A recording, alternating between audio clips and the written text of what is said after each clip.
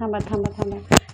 हे बघा एवढं घर स्वच्छ आहे ना. हे एवढं घर स्वच्छ नव्हतं कारण मुलांना आज सुट्टी रविवार आणि सुट्टीचा दिवस म्हटलं की मग काय विचारूच नका. असा ताली होते. आज अख्खं घर सगळं त्यांनी अस्तव्यस्त केलं होतं. सगळीकडे खेळणे कपडे आणि सगळंच राडा पसाराच केला होता त्यांनी. बघा अख्ख्या घरातच सगळ्या त्यांनी खराब केलं होतं. मी म्हटलं आता झोपी लावावं आणि पूर्ण घर आवरून घ्यावं. मग झोपी लावल्यावर हे घर आवरलं पूर्ण आणि मग म्हटलं आता चला ह्यांच्यासाठी खिचडी भात बनवूया. कारण त्यांना आधीच फ्रेंच फ्राईज करून दिले होते त्यामुळे त्यांना काही जास्त भूक नव्हती. आता आमच्या वेदूची झोप पण झाली होती. म्हटलं चला झोप झाली तर आता खिचडी भात लावून देऊया. मग मुलांना म्हटलं मी तयारी करते तुम्ही बाजूला व्हा. तर त्याच्यामध्ये मध्ये 3 वेळा गॅस बंद केला चालू केला.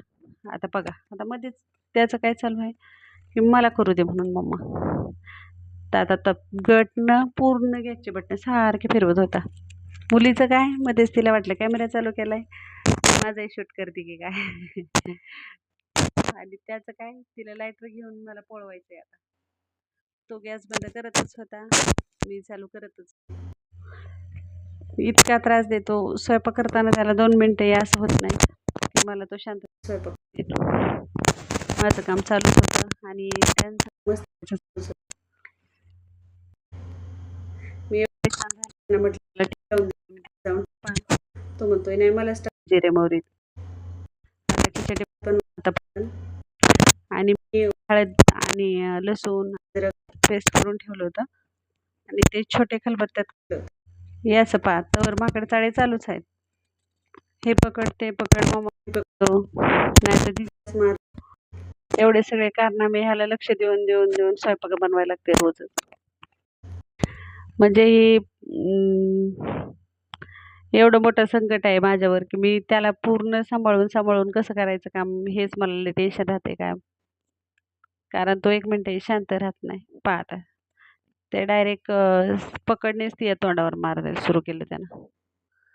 मी बोलता बोलता अरे वेदू नको मारू म्हटलं 2 मिनिटात कुकर लावून जावं. आता म्हणतोय मलाच गॅस पेटू दे. आता गॅस त्याने बंदही केला आणि लायटर घेऊन म्हणतोय मलाच पेटू दे. माझं फोडणी द्यायचं काम चालू होतं आणि त्याचं तिच्या मागं मस्ती करायचं काम. आणि हे आजच नाही रोज प्रत्येक वेळेस दिवसात 3-4 टाईम मला खायला बनवायला लागतं यांना आणि त्या प्रत्येक वेळेस त्यांचं हेच चालू असते. आणि हा अगोदर वाटलं की व्हिडिओ कॉल चालू आहे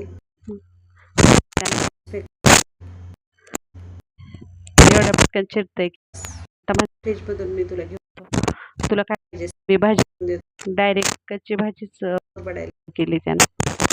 म्हटलं अरे वेदू नको हे हळद पा ही ओली हळद मी कुठून टाकलेली हळदी पावडर नाही डायरेक्टली हळदी मार्केटमध्ये आणि चाललं की कुठून टाकते भाजी त्यात पण छान रंग येतो वास पण छान येतो आणि नैसर्गिक पण आहे पूर्ण खायला पण आपल्याला.